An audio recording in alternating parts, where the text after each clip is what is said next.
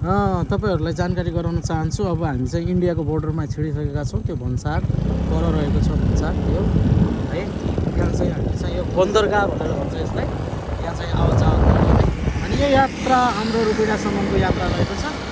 इन्डियाको सरकारले पनि जे होस् यो रोडहरूलाई चाहिँ एकदमै राम्रो कुराहरू गरेको छ। खेलिरहेको देख्नुहुन्छ अनि यो अवस्था छ है यहाँ रोडहरूदेखि लिएर। यो चाहिँ इन्डियाको बाटो है। यहाँ हामी यात्रामा छौँ। अब रुपैयाँतर्फ हामी यात्रामा छौँ है। रुपैयाँसम्म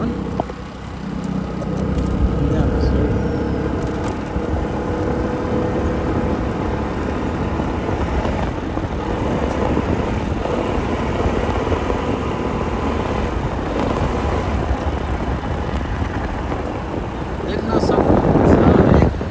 अनि यो चाहिँ अगाडिबाट चाहिँ गाईबस्तुहरू पनि निस्किन्छ। यो चाहिँ एकदमै ख्याल गर्नुपर्छ तपाईँहरूले, किनभनेपछि यो यात्रामा यदि ओभर स्पिड भएछ भने चाहिँ तपाईँहरू एक्कासी चाहिँ यो भैँसीहरू यस्तो आयो भने चाहिँ एक्सिडेन्ट हुने धेरै चान्सेसहरू हुन्छ। तसर्थ चाहिँ तपाईँहरू चाहिँ एकदम सचेत भएर यो रोडमा हिँड्दै गर्दाखेरि जनावरहरूको सचेत भएर चाहिँ हिँड्नु होला। वाउ कति राम्रो छ, सुन्दर छ, हरियाली भएको छ है, रोडहरू छ। अनि हामी चाहिँ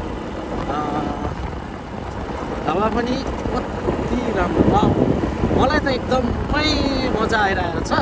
तपाईँहरूलाई चाहिँ के कस्तो भइरहेछ तपाईँहरू चाहिँ आएर यस ठाउँमा भिजिट गरेर चाहिँ तपाईँ जान सक्नुहुन्छ है। ल हामी चाहिँ ट्याक्कै चाहिँ यो बाटो चाहिँ कहाँ अरे यो रन्जितुवा निक्लिँदो रहेछ है।